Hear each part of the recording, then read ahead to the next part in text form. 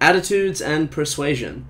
So attitudes are just something that you need to know about in general in order to grasp social cognition, and they're a useful way for us to mentally summarize the behavioral tendencies and overall behaviors of other people. But the main reason, like the most underlyingly important for an allied health practitioner reason why you need to learn about attitudes is the second aspect here, is persuasion.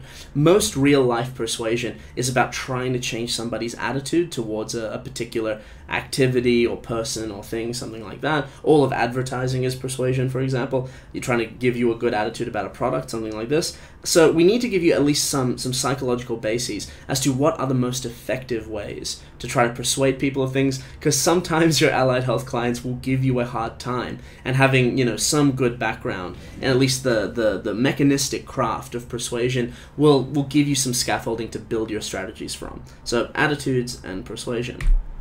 So what is an attitude? You know, this is, again, like everything that comes out of folk psychology, then we build it up in scientific psychology. This is one of these things that we use in our everyday lives. We talk about people's attitudes in the similar way that we talk about people's beliefs and things like this. But there's a particular way we tend to use attitude out of context in our everyday language that I just want to make clear is not what we're talking about here. You know, in your everyday life, you might say, use the word attitude describing what somebody else is doing as a way of saying that they have a negative affect state or a negative emotional state. You might say, oh, you were fine 10 minutes ago, what's with the attitude, etc. That's not completely alien from the sense of attitude that we're using here, but I want to emphasize that attitude is not a default negative thing, it's not a default positive thing. An attitude, in the scientific sense, in the psychological sense of what we mean, is a valenced judgment towards a particular object in the world that can go positive or negative, and that's its main defining characteristic. So what really is an attitude, aside from being a popular marketing concept from the 80s and 90s, as a very big part of my childhood that I've tried to shed along the way, the idea of things being marketed for their attitude along the way. Now, what an attitude is in a formal sense here is that it's a relational disposition that you have towards something in the world. So when we're trying to describe an attitude towards something, there's always two elements that define an attitude, formally speaking, and you have to have both of them in order to understand what the attitude is. That is, the attitude object. You can't just have an attitude, broadly speaking, like we'll sometimes say in everyday language. In scientific parlance, an attitude has to be about something, the thing in the world or in your situation that an attitude is about. So I may have an attitude towards airplane bathrooms or something like this, but that doesn't tell us enough. You're being told what the thing is, what thing the attitude is about, but to get a complete picture, you also need to mention the attitude valence. That's the other necessary element. That is the evaluative sense of positivity or negativity that comes along with it. So you know something about me, and you know something about how I'm likely to conduct myself in the future and what I believe and think about the world. If I were to tell you, I have a bad attitude about airplane bathrooms, I have a negative attitude towards airplane bathrooms, that lets you know, ooh, restart required, I'm not going to do that. Anyway, that lets you know to a non-trivial degree that when presented with airplane bathrooms or the prospect of them, what kind of things I'm likely to do in the future.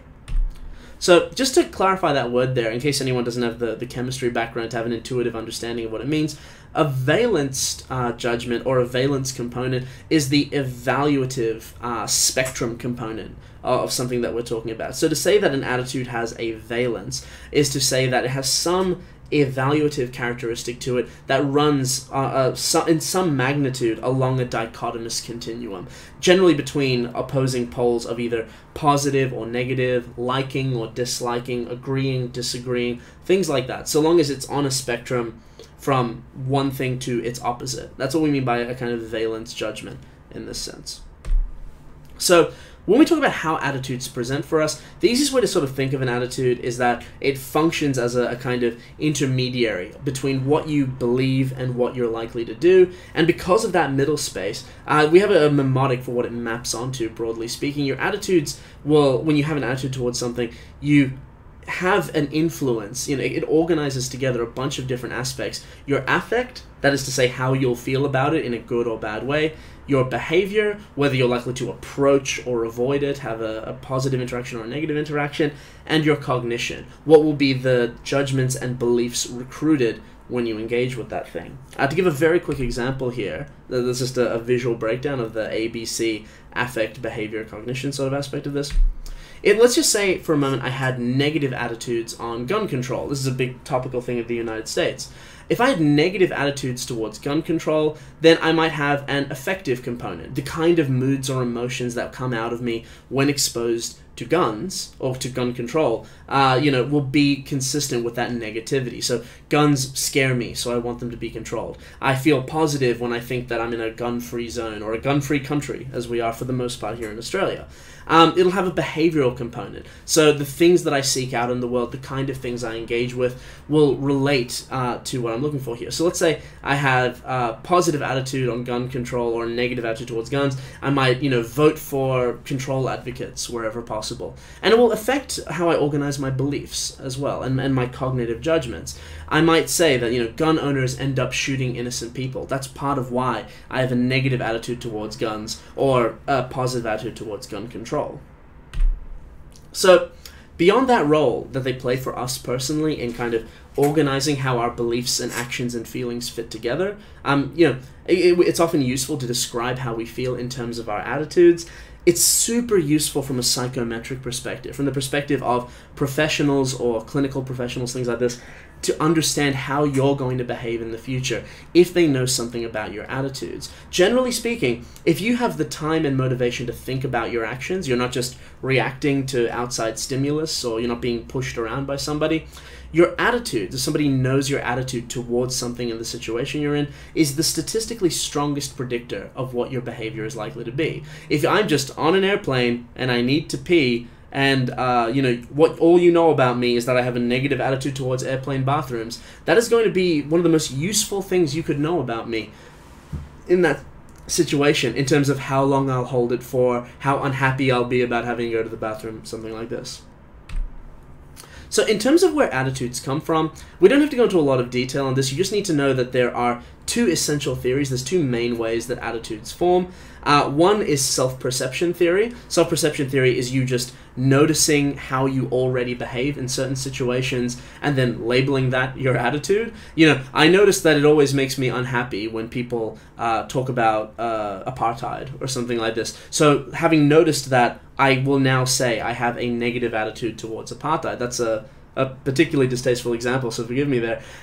Whereas the other is balance theory. Balance theory is you knowing what your existing attitudes and belief commitments are and just extrapolating out to new situations that you're not familiar with, especially for secondhand information, whatever would be consistent with your existing pattern of beliefs or feelings. So again, this is just a really straightforward example of perception theory. Oh, now that I think about it, I always vote for conservative politicians in the past. So if I had to state my political attitudes, you'd say I have a negative attitude towards liberal politicians or something like this.